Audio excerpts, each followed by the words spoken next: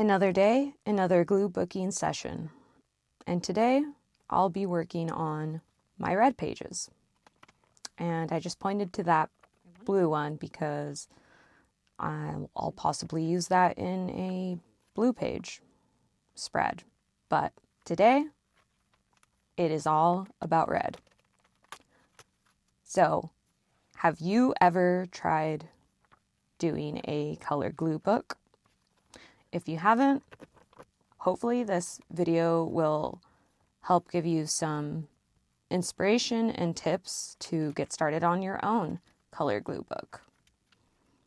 If you saw my last video, I made page spreads using just pink images from magazines or books, but you can use anything that you have lying around. Here is my first red image.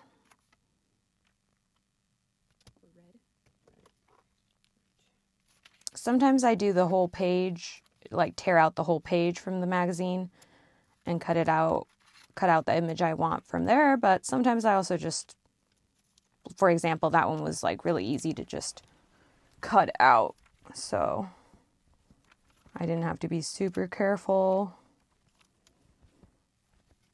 And let's keep flipping.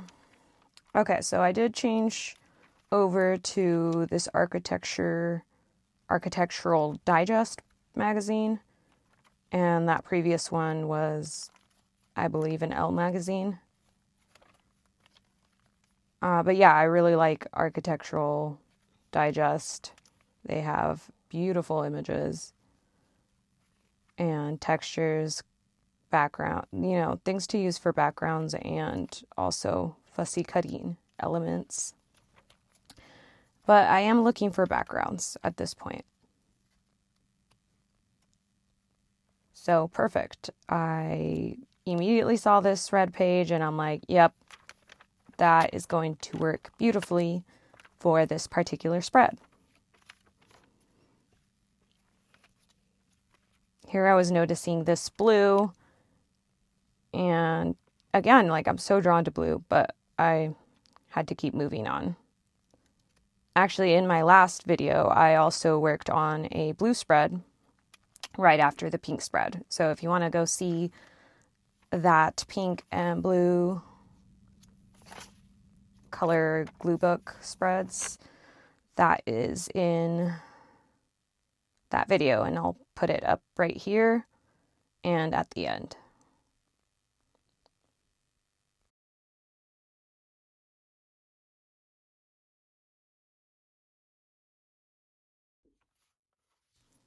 Yeah, I liked this man.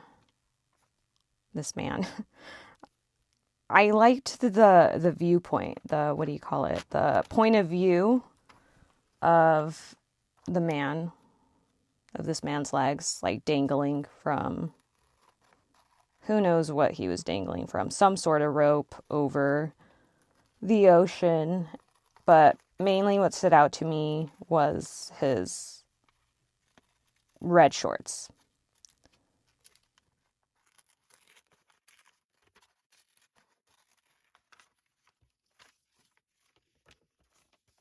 And I came across this really beautiful country home, but there really wasn't much I could do with it, so just kept going. There was that red car there, but I also skipped that. But like, looking back at it now, I kind of do wish I had maybe cut that out. And then this page here, I really liked this deep red. I also liked what was going on the back, but I figured this long red patch would be ideal for a background or filling in some of that white page in my composition notebook. So I'm folding it there just so I know exactly what I intend to use that page for. And if there's something left over on the backside, I could possibly use that for something else. But first, priority on that was that red strip. Okay, I'm going to speed it back up right now because there's just so much to see, so much to get through.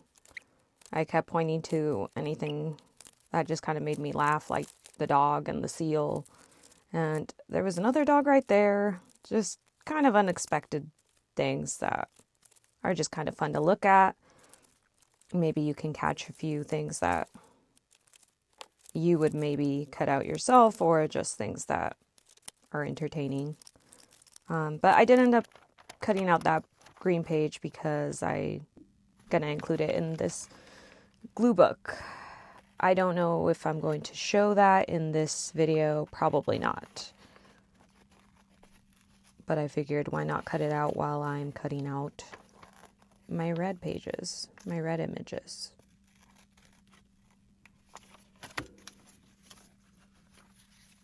And yeah, I'm just cutting it to size so that it fits the whole left page at least. And I'm leaving some overlap. And the reason I'm leaving that overlap is so that when I fold it over to the back or the front, whichever way you're choosing to look at it, all you will see is the red color itself. So it kind of works as it also smooths out the edges. So if you have any like uneven edges on that page, if you fold it over, it cleans that up, and when you close the book, you can really see the rainbowed colors in your book. I know Nicole from Relax Cut Glue uses washi tape, so for whatever page she happens to be working on in that color, she uses the corresponding washi tape. But I find just using a colored magazine page or whatever kind of page you're already working on as a background works just as well. Just use one of the scraps that you're already doing from that page, or like in my case, since the magazine pages I was working with are bigger than the pages in the composition notebook, they have that overlap, and therefore I'm able to kind of create my own washi tape, so to speak. I know not everyone has washi tapes. I don't have all solid washi tape colors, so for me this works just as well. I mean, if anything, because I'm using glue, this permanent glue is going to be it's going to stay put longer than, let's say, if you only put washi tape on the edges of your pages. Because washi tape in general isn't meant to last for long periods of time. The stickiness eventually wears out. So even if you do use washi tape, it might actually be a good idea to also use glue with it. And I'm just using this little tool to smooth that out.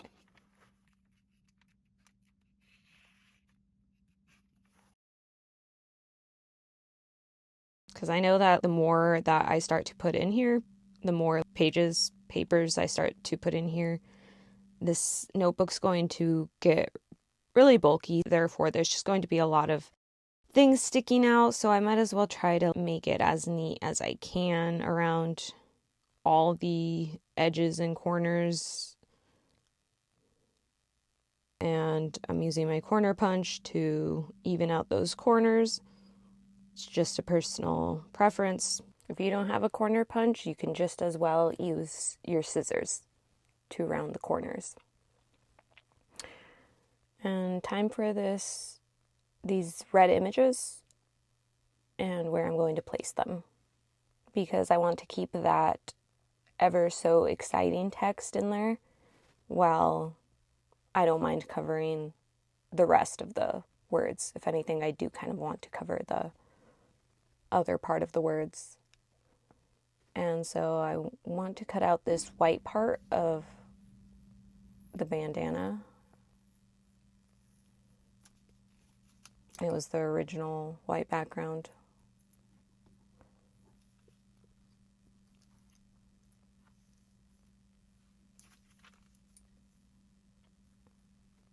So using my X-Acto knife was probably the best option here. Again, you could just use scissors though, by cutting or puncturing a small hole into the center of the white part that you're trying to cut.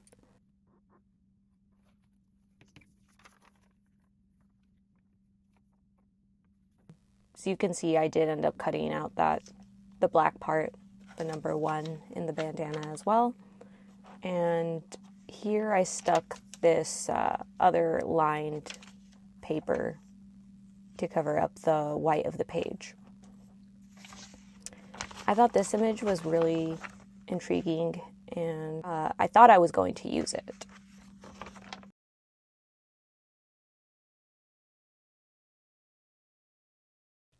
You can see here I cut out some of the words too and put them in my word box. Just trying different backgrounds with that had red in them. But I just couldn't really figure out what to do with that. Like, it just wasn't what I wanted. So moving on to the next set of backgrounds, and I thought this red door against the blue was a nice contrast and added a sense of depth.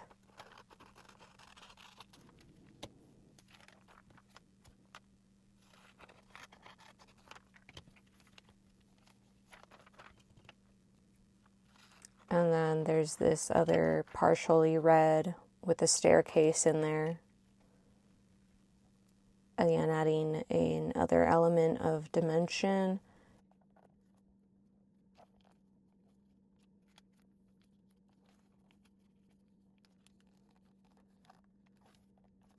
The pages, though, were again from a magazine with larger pages than this book. Trimming that up.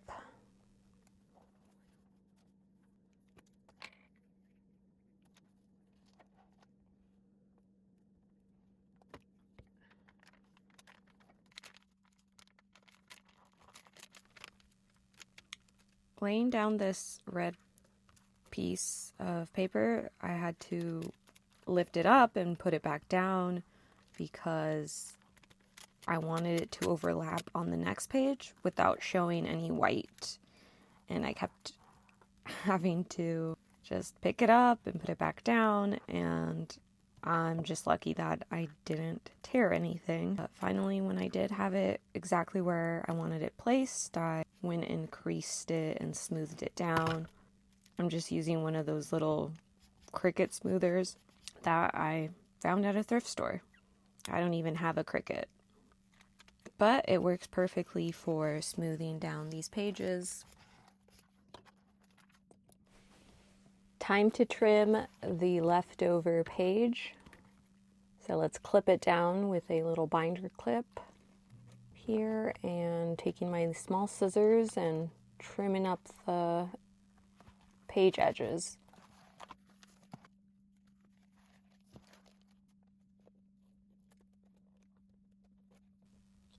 I'm folding this down so that I can come in with my X-Acto knife and get those like harder to cut with scissors edges.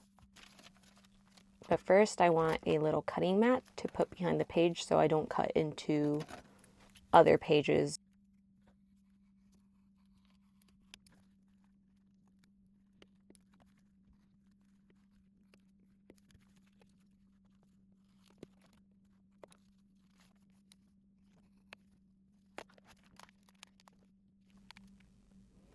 And there's definitely things I can do more to these pages, but I'm satisfied with what I laid down so far today, and I might just keep it simple because I really do like how this turned out. So if you like this video, I'd appreciate it if you hit that thumbs up.